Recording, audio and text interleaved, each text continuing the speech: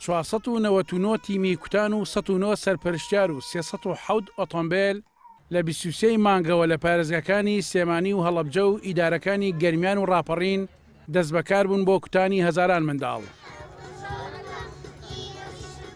بڕیارە لە چوارچەوەی هەڵمەتەکەدا 248,392 منداڵ بکوترێن. لە سنووری پارێزگای سلێمانی ماوەی 10 ساڵە هیچ جۆرە نەخۆشیێکی ئیفلیجی تۆمار نەکراوە، بەڵام کاربەدەستانی تەندروستی دەڵێن گرنگە زیاتر ڕێگر بن لەو نەخۆشیە.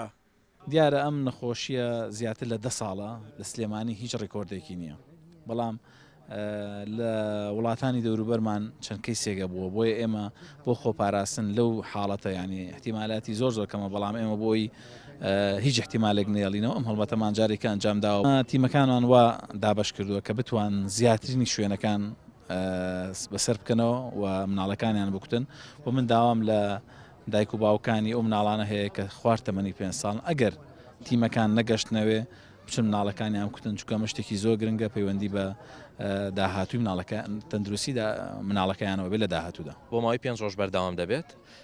هەموو مناڵێکی تەمەەن خوارد 5 ساڵ دەگرێتەوانێ و لە دەڤەری ڕاپەڕین و گەرمیان و پارێزگاکانی سلێمانی و هەڵەبجە دەبێت، هەروە کەمپەکانی عربەت و ئاشتی و سوورداش و تازە دێش دەگرێتەوانێ.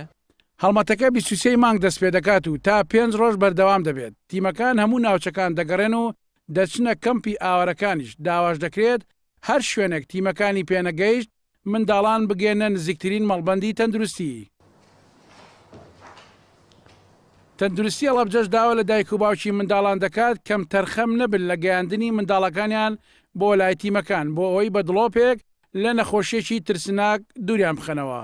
هەڵمەتمان هەیە شێوەیەکیان کە ڕۆشنبیری تەندروستیەوە کەمپینەکان لە هەموو شارەکانە بەم شێوەیەکە ئێستا بینن هەیە بۆ ڕۆشنبیرکردنی هاوڵاتیان بە سەبارەت بە کوتان دژی نەخۆشی فلیجی مناڵان و هەروەها تیمی گەڕۆکمانەیە. تیمە گەڕۆکان لە ئاستی پارێزگای هەڵەبجە ئێمە 24 تیممان هەیە، 14 لە ناو هەڵەبجەن و ئەوانەی کریان لە دەرەوەی شار. هەڵمەتەکە هەڵمەتی گشتگیرە، ئەڵبەتە سنووری پێنجوێنیشی گرتوێتەوە.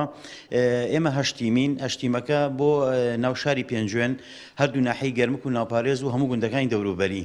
ساڵانە هەڵمەتی کوتان لە هەرێمی کوردستان بە هاوکاری ڕێکخراوی WHO و یونیسف ئەنجام دەدرێت. بڕیارە لەم هەڵمەتەدا لە سەرانسەر یاریمی کوردستان 797,482 منداڵی خوارد تەمەن 5 ساڵ بکوترێن.